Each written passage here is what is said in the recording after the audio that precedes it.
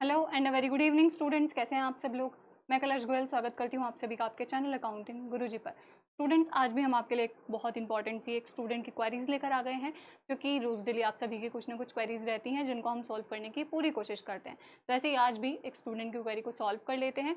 तो इससे पहले कि मैं अपनी वीडियो स्टार्ट करूँ, आप एक बार देख लीजिए, अगर आपने चैनल को सब्सक्राइब नहीं किया है तो जल्दी से कर दीजिए, बेल आइकॉन पर प्रेस कीजिए, जिससे कि आपको चैनल से रिलेटेड सभी new updates time to time मिलते रहे। और अगर वीडियो अच्छी लगे तो एंड में लाइक ज़रूर कर दीजिएगा। चलिए बात करते हैं कि स्टूडेंट की क्वेरी क्या है। स्टूडेंट की क्वेरी ये है कि हमसे पूछा गया था क्वेश्चन पेपर में कुछ और आंसर में हम लिख कर आ गए हैं कुछ और। देखिए कितनी बड़ी गड़बड़ आप लोग कर आ गए हैं। आपसे पूछा कुछ और जा रहा है, आप लिख कर कुछ और आ रहे हैं। तो सोचिए, ज़रा सोचिए कि एग्जामिनर आपको कैसे मार्क्स देगा। अपनी हर एक वीडियो में मैं आपको एक ही बात बताती हूँ कि आप जब भी अपना क्वेश्चन पेपर सॉल्व करें तो उसमें सबसे पहले ये बात ज़रूर देख लें कि क्वेश्चन में आपसे पूछा क्या गया है।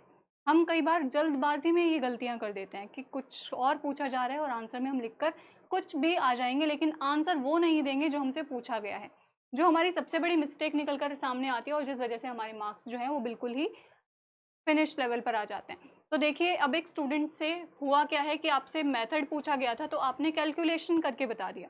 सोचिए, आपसे पूछा गया था मेथड, आपने कैलकुलेशन की, तो क्या आपको मार्क्स मिल जाएंगे? मार्क्स कुछ हो सकता है कि कुछ मार्क्स आपको स्टेप मार्किंग बेसिस पर मिल जाएं, लेकिन पूरे मार्क्स आपको इस क्वेश्चन में नहीं दिए जाएंगे। सेकंड, आपने बोला कि आपसे पूछा गया था ऑब्जेक्टिव और आप ऑब्जेक्टिव की जगह लिख कर आ गए हैं मीनिंग। ओके, अब ऑब्जेक्टिव पूछा गया है, आप मीनिंग लिख कर आ रहे हैं, तो ऑब्जेक्टिव के जगह पर मीनिंग से तो मार्क्स मिलना थोड़ा मुश्किल है। लेकिन हाँ, हम क्या करते हैं, कई बार जब हमें क्वेश्चन सॉल्व करना होता था, थोड़ा सा बढ़ाना होता था, तो सबसे पहले हम किसी भी क्वेश्चन का मीनिंग लिख देते थे, उसके बाद हम ऑब्जेक्टिव्स अपने शो कर देते थे।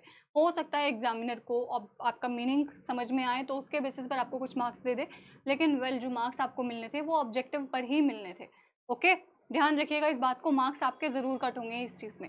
नेक्स्ट, आपसे ऑब्जेक्टिव पूछे गए हैं और आप इंपॉर्टेंस अगर लिख कर आ रहे हैं तो इसमें थोड़ा सा आपके लिए रिलीफ है, क्योंकि ऑब्जेक्टिव्स और इंपॉर्टेंस जो हमारे आते हैं पॉइंट्स, वो थोड़े से सिमिलैरिटी पर आ जाते हैं, यानी थोड़े थोड़े सिमिलर होते हैं। ओके, तो इसकी टेंशन लेने की ज़रूरत नहीं है, इसमें आपको मार्क्स मिल सकते हैं, लेकिन उसमें भी आपको पूरे मार्क्स नहीं मिलेंगे। इंपॉर्टेंस और ऑब्जेक्टिव्स के पॉइंट सिमिलर ज़रूर होते हैं, लेकिन फिर भी थोड़ा डिफरेंस उन चीज़ों में भी होता है। तो हो सकता है एग्जामिनर आपको अपने बेसिस पर कुछ मार्क्स इसमें भी अच्छे तरीके से दे दे। ओके, वेल ध्यान रखिए, जो मिस्टेक आपने आज की है वो मिस्टेक आगे के एग्जाम्स में प्लीज़ बिल्कुल मत कीजिएगा, क्योंकि आपकी ये मिस्टेक आपके लिए ही भारी पड़ेगी और आपके मार्क्स जो है एग्जाम में आपको नहीं मिलने वाले हैं इस तरह की मिस्टेक्स करने से।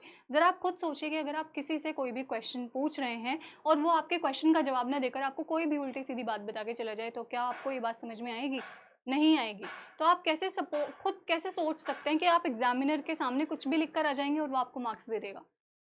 क्वेश्चन मार्क है आपकी बात में। तो ज़रा सोचिए, समझिए और आगे के एग्जाम्स में इस तरह की मिस्टेक्स बिल्कुल मत कीजिए। ये बात उन स्टूडेंट्स के लिए भी है जिनसे इस तरह की छोटी मोटी मिस्टेक्स जो हैं वो हो जाती हैं। तो प्लीज़ थोड़ा सा ध्यान से क्वेश्चन पेपर को करिएगा। बोला जाता है आपको कि जब भी आपके सामने क्वेश्चन पेपर आए तो पहले आप उसको 15 मिनट्स एक बार रीड कर लीजिए, बहुत ध्यान से रीड कर लीजिए। 15 मिनट्स नहीं वेस्ट करने, तो एटलीस्ट 5 मिनट्स आपके पास होते हैं। 5 मिनट्स ध्यान से पहले क्वेश्चन पेपर को देखिए कि आपके क्वेश्चन पेपर में क्वेश्चंस आपको क्या दिए गए हैं, उसके बाद उनके आंसर्स को आप लिखने की कोशिश कीजिए, क्योंकि कई बार हम जल्दबाजी में वो कर देते हैं जो हमें नहीं करना होता और इसकी जो भी नुकसान होते हैं वो हमको भुगतने पड़ते हैं। तो आगे के लिए आपको सतर्क कर रही हूँ, ध्यान रखिएगा इन बातों का। फिर मिलते हैं आपसे इसी तरह की एक बहुत ही इंपॉर्टेंट सी वीडियो के साथ, जिसमें आपको और भी स्टूडेंट की क्वेरीज के बारे में बताया जाएगा। तब तक के लिए शुक्रिया and have a nice day.